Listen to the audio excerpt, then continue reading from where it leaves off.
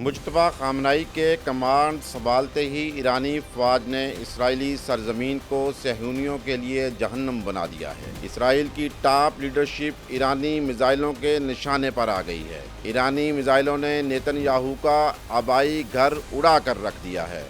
مجتبی خامنئی کے کمانڈ سنبھالنے کے بعد ہر گزرتی گھڑی اسرائیلیوں پر بھاری پڑ رہی ہے۔ پاسداران انقلاب نے اپنے ایک بیان میں کہا ہے کہ جنگ جاری رکھنے یا اسے ختم کرنے کا فیصلہ امریکی افواج نہیں کریں گی۔ ایران نے یہ جنگ کا یہ مرحلہ جیت لیا ہے۔ اس وقت اسرائیل اور اس کے حواری اپنے زخم چاٹ رہے ہیں۔ ایران اور امریکہ اور اسرائیل کے درمیان بڑھتی کشیدگی پر شمالی کوریا کے صدر کم جونگ ان نے خاموشی توڑ دی ہے۔ مجتبی خامنئی کے کمانڈ سنبھالتے ہی ایرانی فوج نے اسرائیلی سرزمین کو صہیونیوں کے لیے جہنم بنا دیا ہے۔ اسرائیلی وزیراعظم بنجمن نیتن یاہو کا گھر تباہ کر دیا۔ اسرائیلی وزیراعظم کا بھائی، قومی سلامتی کا مشیر اور وزیر خزانہ کا بیٹا ایرانی حملوں کا نشانہ بن گئے۔ دھمکیوں کے باوجود امریکہ آبنائے ہرمز کھلوانے میں ناکام ہو گیا۔ ایران نے ٹرمپ کی مذاکرات کی پیشکش اور دھمکیوں کو مسترد کر دیا ہے۔ دو ٹوک پیغام میں کہا کہ مذاکرات امریکہ نہیں، ایران کی شرطوں پر ہوں گے۔ ایران کی شرطیں کیا ہیں؟ شمالی کوریا کے صدر کم جونگ ان نے بھی جنگ میں کودنے کا اشارہ دے دیا ہے۔ جنگ میں انٹری کے لیے تیار گینگسٹر کون ہے؟ بھارت کی عرب ملکوں کو ایران سے لڑانے کی سازش کیسے پکڑی گئی؟ جنگی محاذوں کی سیٹلائٹ تصاویر جاری کرنے پر پابندی کیوں لگائی گئی ہے؟ تھاڈ کے بعد ایران کے کتنے ریڈار سسٹم تباہ ہو چکے ہیں؟ یہ سب اور بہت کچھ آج کے ویلاگ میں آپ کو بتائیں گے پبلک ڈیجیٹل کے ساتھ۔ میں ہوں محمد کاشف کمبو۔ ایران کے نئے سپریم لیڈر مجتبی خامنئی کے بیت رہبری سنبھالتے ہی ایران کے تل ابیب، حیفا اور مقبوضہ بیت المقدس پر بے طرفہ حملوں نے نیتن یاہو کے ہوش اڑا دیے ہیں۔ اسرائیل کی ٹاپ لیڈرشپ ایرانی میزائلوں کے نشانے پر آ گئی ہے۔ ایرانی میزائلوں نے نیتن یاہو کا آبائی گھر اڑا کر رکھ دیا ہے۔ وہ آبائی گھر جہاں پر ایک بنکر تھا۔ موت کے خوف سے اسرائیلی وزیراعظم منظر عام سے غائب ہیں۔ دن بھر وزیراعظم بنجمن نیتن یاہو کے بھائی ایبڈو نیتن یاہو کی ہلاکت، انتہا پسند قومی سلامتی کے مشیر ایتمار بن گویر کے زخمی ہونے اور وزیر خزانہ کے بیٹے کی ہلاکت کی خبریں گرم ہیں۔ اسرائیل کے وزیر خزانہ بیزل سموٹریچ کہتے ہیں ان کا بیٹا لبنانی سرحد کے قریب حزب اللہ کے حملے میں زخمی ہوا ہے۔ ایکس پر بیان میں بیزل سموٹریچ نے کہا حملے میں استعمال ہونے والے مارٹر گولے کے شیل کے ٹکڑے ان کے بیٹے کی کمر اور پیٹ میں پیوست ہو گئے۔ ایک شیل کا ٹکڑا ان کے بیٹے کے جگر کو چیرتے ہوئے پیٹ کی سب سے بڑی خون کے شریان میں جا کر پھنس گیا۔ ایرانی وزیر خزانہ نے کہا اگر اس شریان کو نقصان پہنچ جاتا تو صورتحال بہت سنگین ہو سکتی تھی۔ اس وضاحت کو غور سے دیکھیں تو صاف لگتا ہے کہ حقائق پر پردہ ڈالنے کی کوشش ہے۔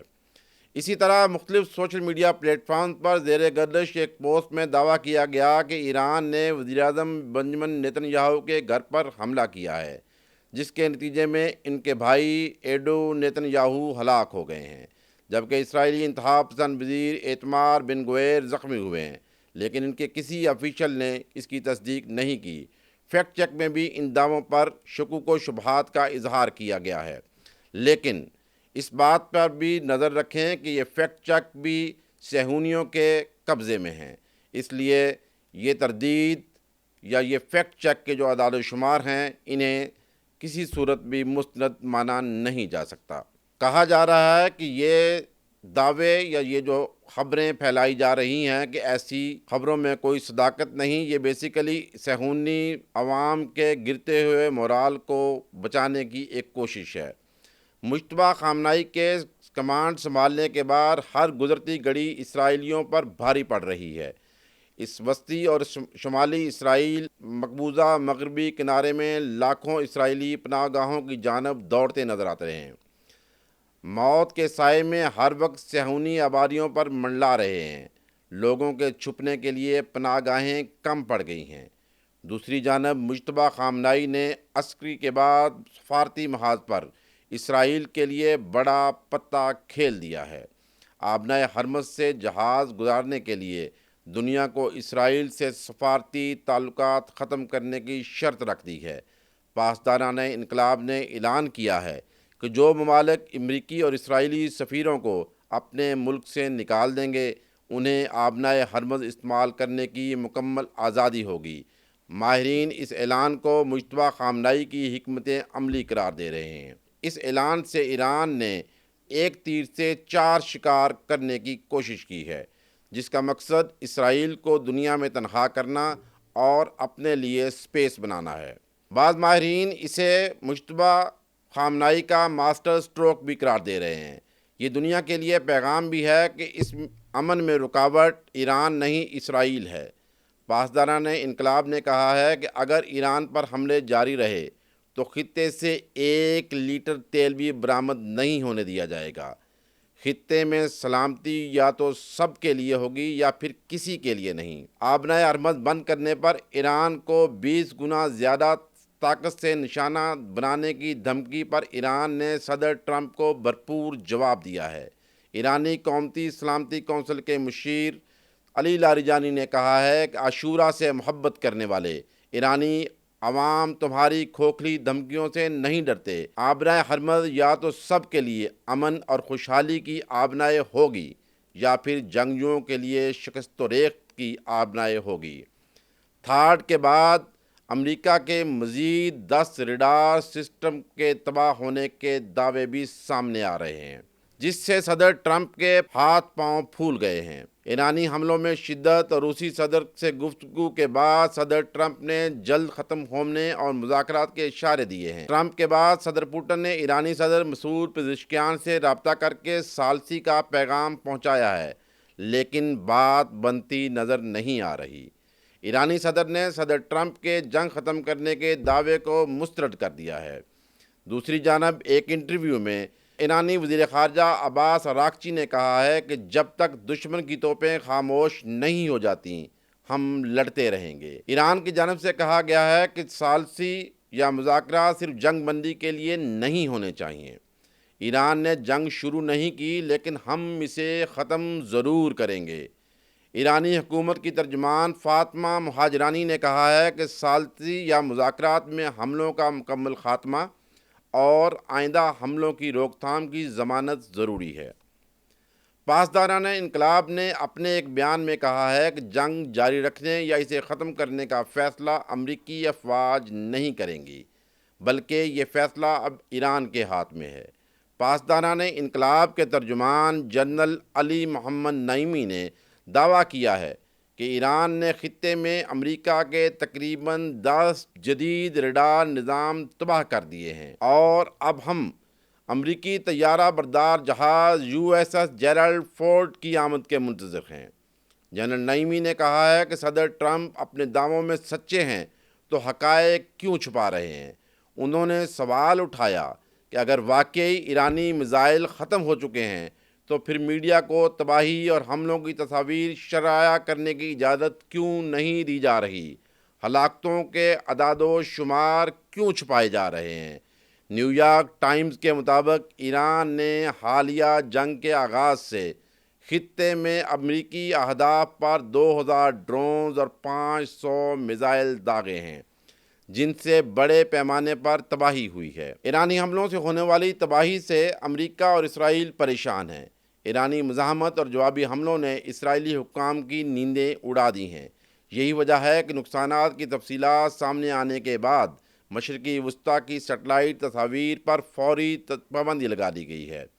اردن، عرب امارات، سعودی عرب میں امریکی میزائل دفاعی ریڈار تھاڈ کو نشانہ بنانے والی تصاویر بھی شائع ہوئی تھیں، جس کے بعد کمپنی نے فوری تصاویر جاری کرنے پر پابندی لگائی ہے۔ سیٹلائٹ کمپنی کے مطابق خلیجی ممالک، عراق اور جنگی علاقوں کی نئی سیٹلائٹ تصاویر 96 گھنٹے کی تاخیر سے جاری ہوں گی، یعنی ان 96 گھنٹوں میں امریکہ کچھ تبدیلیاں کرے گا، کچھ حقائق کو چھپائے گا، کچھ تو ہے جس کی پردہ داری ہے۔ سیٹلائٹ کمپنی نے بتایا کہ امریکہ اور عسکری صارفین کو فوری رسائی بدستور حاصل رہے گی۔ اس کا مطلب ہے دال میں کچھ کالا ہے، کچھ تو ہے جسے چھپانے کی کوشش ہو رہی ہے۔ ایران کی سیٹلائٹ تصاویر کو فوری طور پر جاری کرنے کا کہا جا رہا ہے۔ اگر یہ اصول ہے تو اصول سب کے لیے برابر ہونا چاہیے۔ ایران کی تصاویر کے لیے اصول اور امریکی اور اسرائیلی اہداف کے لیے اصول اور یہاں سے صاف ظاہر ہے کہ ایران نے یہ جنگ کا یہ مرحلہ جیت لیا ہے۔ اس وقت اسرائیل اور اس کے ہواری اپنے زخم چاٹ رہے ہیں۔ دوسری جانب عرب ممالک کو آپس میں لڑانے کی بھارتی سازش بے نقاب ہو گئی ہے۔ بحرین کی انٹیلیجنس ایجنسی نے ایک بھارتی شہری کو گرفتار کیا ہے۔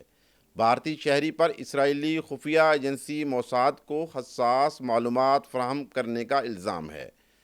میڈیا رپورٹس کے مطابق گرفتار شخص کی شناخت نیتن موہن کے نام سے ہوئی ہے، جو پیشے کے اعتبار سے ٹیلی کمیونیکیشن انجینئر ہے۔ ابتدائی اطلاعات کے مطابق ملزم نے حساس جغرافیائی معلومات، تصاویر اور ویڈیوز موساد کو فراہم کیں، جن میں بعض اہم اور اسٹریٹجک مقامات کی تفصیلات بھی شامل تھیں۔ بتایا جا رہا ہے کہ یہ معلومات غیر ملکی انٹیلیجنس کے لیے اہداف کے تعین تجزیے میں مددگار ثابت ہوتی ہیں۔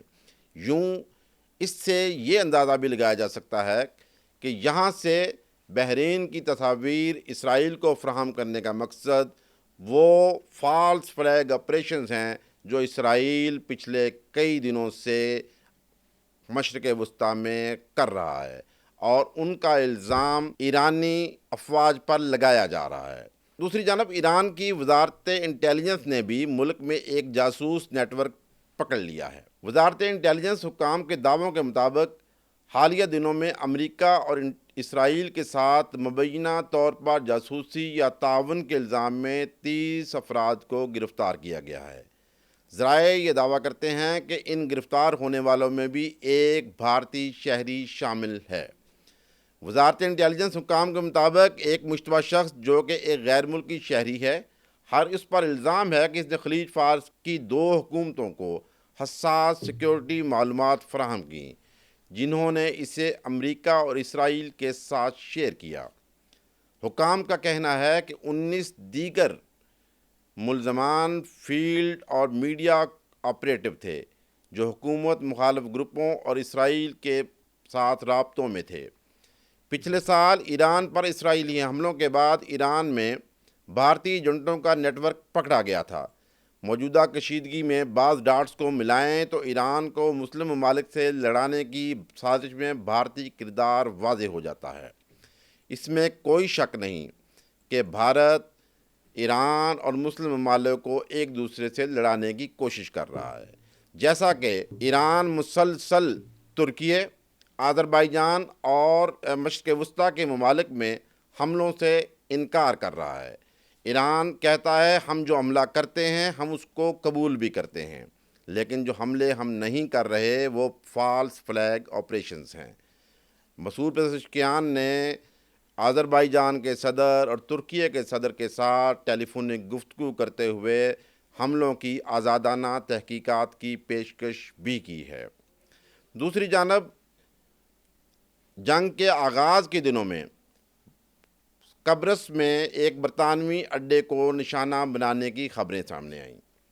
دعویٰ کیا گیا کہ یہ حملہ ایرانی ڈرون کے ذریعے کیا گیا، لیکن حملے کے 2 دن بعد برطانیہ نے یہ اعلان کیا کہ یہ حملہ ایران کی طرف سے نہیں کیا گیا۔